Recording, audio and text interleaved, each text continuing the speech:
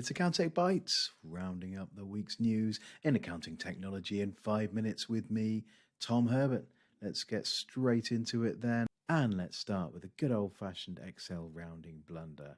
So this was from Ricky Lowry, our tax writer, and was around a taxpayer who was initially denied entrepreneurs relief because although he thought he had the required 5% holding, actually transpired it was 4.99998%, and an Excel spreadsheet was set to round too generously. So strictly speaking, entrepreneurs relief was therefore unavailable. Fortunately for the taxpayer, the first tier tribunal saw sense and disagreed. More details on that story and everything else in the video in the description. Now, it's not often that a story you work on ends up on the BBC News, but this one about Alex Falkenhuerta's crusade against cyber fraud and attempts to flag online business account Revolut's shoddy security has, made it on to yesterday's news. So the whole piece on the news was around cyber criminals who were selling fraud as a service software, so allowing criminals who perhaps weren't technically minded to pick up this software and initiate phishing attacks and rip people off there on an industrial scale. So really is quite terrifying, and thanks again to Alex for flagging that.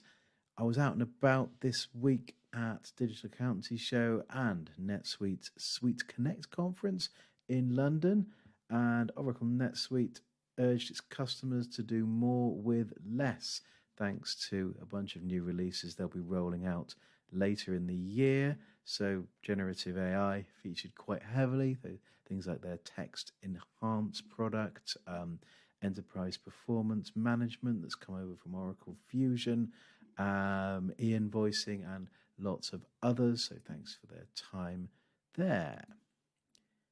It was my turn on the column rota this week, and at DAS, I spoke to a few accountants who were quite concerned. They wanted to adopt new wave of software that were coming through from new vendors, but were worried that they might sell to larger vendors. The term sellout I hadn't actually heard since the 90s, so I donned my flannel shirt and flip shades and dug back into the concept. So do check that out.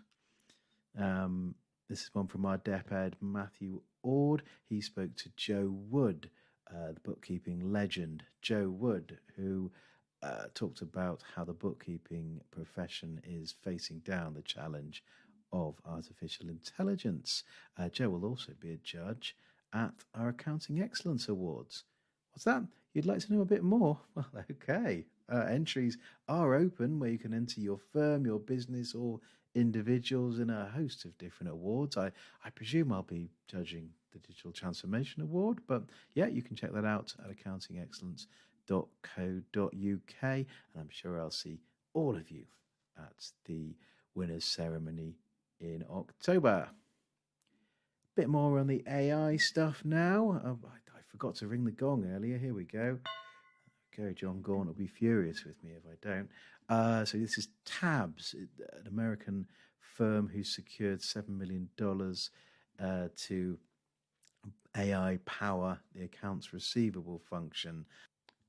What's next? Birmingham City Council, who I think last year pretty much declared themselves bankrupt. Well, they're failing to enter the new financial year with auditable accounting software after a disastrous implementation of Oracle Fusion ERP system. So thanks to the Register and Lindsay Clark for that. Tasmanian carbon accounting startup Someday have secured $5.3 million in funding. I think they have a partnership with Xero. Interesting times in the carbon accounting market. It feels like I need to properly take a magnifying glass to it and find out exactly what's happening. So watch this space. And finally, this American regulator, the SEC, has basically blocked third-party message apps like WhatsApp and texts on their employees' work mobile phone for security reasons and to stop the messages from disappearing.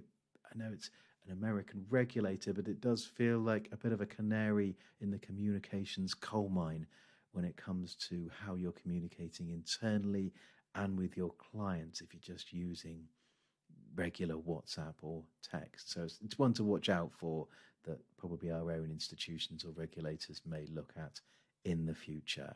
Now, if you'd like me to communicate with you on a perfectly legal and compliant basis, that is, then do sign up for my accounting technology email. It's with you every Thursday, so pop your address in the box and hit the yellow button.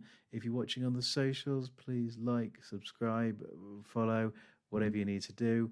Thank you for watching, and I'll see you next week.